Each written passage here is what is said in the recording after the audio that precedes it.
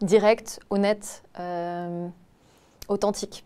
Ça me tient très très à cœur d'être complètement alignée avec mes valeurs et mes principes. Du coup, que ça soit personnellement ou professionnellement, je me bats de manière assez acharnée pour que ça soit, pour que je sois sincère et que je ne monte pas à mes propres convictions.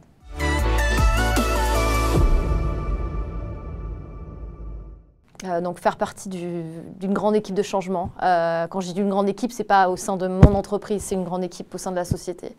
Ouais, faire partie de se sentir utile à mon échelle.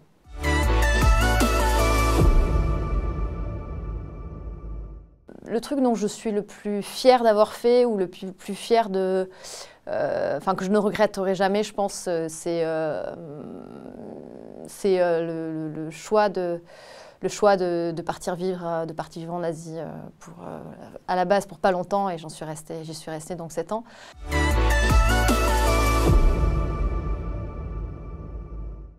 Avant de travailler pour eBay, je travaillais pour l'industrie textile. Et donc, quand j'étais basée au Cambodge, ma mission, c'était d'améliorer la performance environnementale et sociale d'une centaine d'usines textiles au Cambodge et au Vietnam.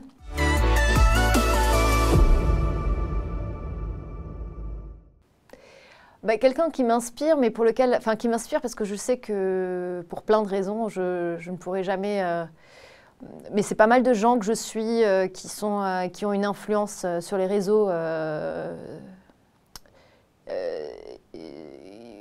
et qui sont acharnés de porter une voix pour et contre plein de choses, particulièrement sur le défi climatique et le nôtre. Et je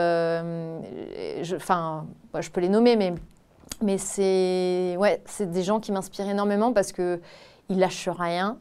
Ils se font bâcher tout le temps. Ils sont face à beaucoup de choses qui opposent leur discours. Et moi, je suis bluffée de leur persévérance et de leur acharnement et à se tenir à la tâche de toujours plus sensibiliser, de toujours plus convaincre, en essayant d'être le moins condescendant possible et le plus pédagogique. Enfin, moi, je suis assez admirative parce que j'aurais perdu patience depuis beaucoup plus longtemps de par l'intensité qu'ils y mettent et le dévouement, quoi. Donc voilà, ça, je pourrais dire ça.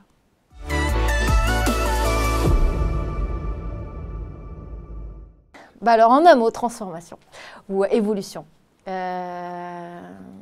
Accompagnement. Voilà, si t'en veux 3.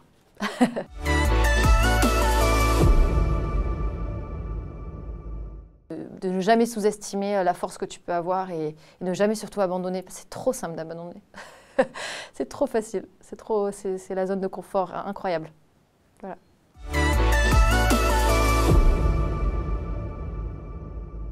J'adore les émissions grand public de compétition et d'aventure aussi, comme Pékin Express par exemple.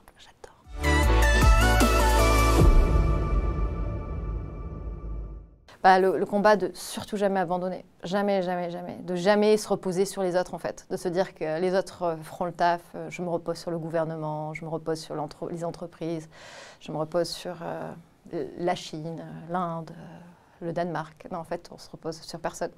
Tu te reposes que sur toi et donc à partir du moment où tu te reposes sur quelqu'un, tu as abandonné ton destin.